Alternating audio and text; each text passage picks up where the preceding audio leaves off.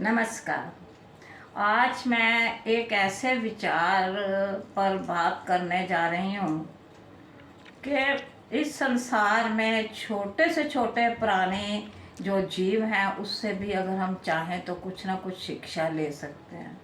कहा जाता है, धार्मिक ग्रंथों में पढ़ा जाता है कि संसार में भगवान ने 84 लाख योनियाँ हैं और उनमें जितने भी छोटे से छोटे प्राणी हैं उनसे भी हम शिक्षा ले सकते हैं। ज्ञान कहीं से भी मिले, अच्छे गुण कहीं से भी मिले, वे ग्रहण कर लेने चाहिए। इसी तरह की एक घटना मैं आपको बताती हूँ जो बहुत कॉमन है। आपने मधुमक्खी तो अवश्य देखी होगी, पर कभी आपके सामने आकर मधुमक्खी बैठ जाए तो उसको उड़ाने की बजाय आप उसको ध्यान से देखें। अगर आप ध्यान से देखेंगे तो आपको पता चलेगा कि ये मधुमक्खी क्या कर रही है। पहले मक्खी हाथ मलेगी और फिर सिर पर लगाएगी, फिर हाथ मलेगी, सिर पर लगाएगी। ऐसा क्यों करती है? इसी तरह की एक घटना मैं आपको बताती हूँ जो हमारे भारत में एक बहुत ही वीर देशभक्त राजा हुए हैं। आपने उसका नाम सुना होगा, राजा भोज। राजा भोज के सामने आकर ऐसे ही एक मक्खी बैठ गई और उसने भी उसको देखा ध्यान से, और उसने अपने जो उसके पास उसका हमेशा सेक्रेटरी या उसका अध्यक्ष रहता था उससे उसने सलाहकार था, उससे पूछा कि भाई मुझे ये समझ नहीं आता कि ये मक्खी ऐसा क्यों करती है, कोई प्राणी ऐसा नहीं करता। तो उसने क्या उत्तर दिया? उसने उत्तर दिया कि ये मक्खी इसलिए हाथ मलती है और सिर पर लगाती है कि ये सारी उम्र के अपने कार्यों का पश्चाताप करती है। कैसे?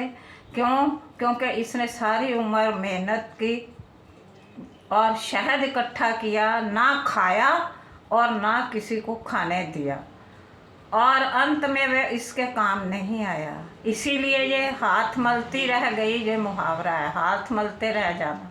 हाथ मलती रह गई और सिर पर हाथ लगा कर कहती है कि मेरी तो किस्मत ही बुरी है, दुर्भाग्य है मेरा कि मैंने ना खाया ना किसी को खाने को।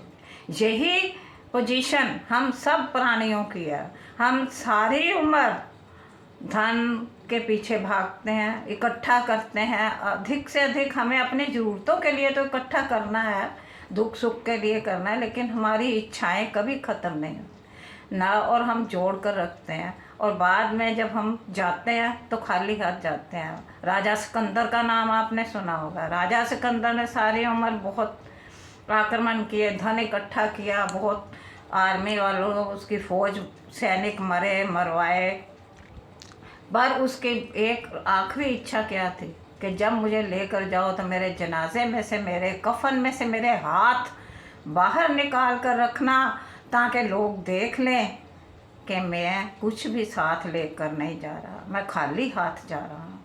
इसी तरह राजा भोज को जब उसके मंत्री ने इस प्रकार कहा तो उसके बाद राजा भोज ने अपना धन विद्वानों और गरीबों में बांटना शुरू कर दिया।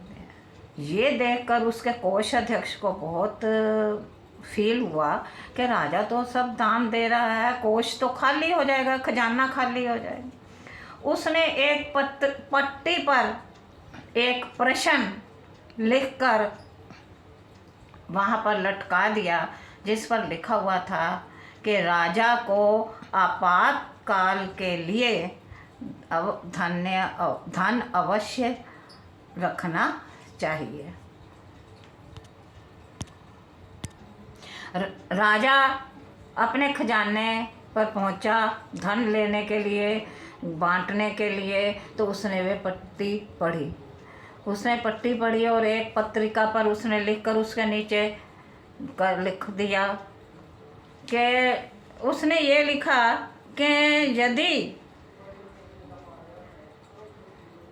लक्ष्मी की कृपा हो, जिस पर लक्ष्मी की कृपा होती है उस पर कभी विपत्ति नहीं आती। उसने कहा था विपत्ति के लिए रखना चाहिए, उसने कहा जिस पर लक्ष्मी की कृपा होती है उस पर विपत्ति नहीं आती। और धन लेकर चला गया। जब कोषाध्यक्ष ने ये पढ़ा तो उसने दूसरे दिन दूसरी पत्ती लिख दी। उसने कहा कि दुर्भाग्य से धनवानों पर भी विपत्ति आ सकती है और धन हो सकती है। तो जब उसने राजा ने अगले दिन ये पढ़ा तो उसने लिखा, नीचे पट्टी पर लिख दिया कि अगर धनवानों पर दुर्भाग्य से विपत्ति आ जाती है तो जो एकत्र किया हुआ धन है वह भी नष्ट हो सकता है। तो इसके बाद कोषाध्यक्ष ने ये पढ़ा तो उसको लगा कि इसका तो मेरे पास कोई उत्तर ही नहीं है। तो उसके बाद उसने ये लिखना बंद कर दिया और राजा भोज जो था वो सारी उम्र जितनी भी देर उसने राज्य किया उसने अपने राज्य को बहुत फैलाया और धन वो खूब बांटा और सबकी इज्जत पाई। और वो बहुत ही देशभक्त भी था, वीर भी था। और हम लोगों को भी इसलिए लक्ष्मी माता पर विश्वास रखना चाहिए।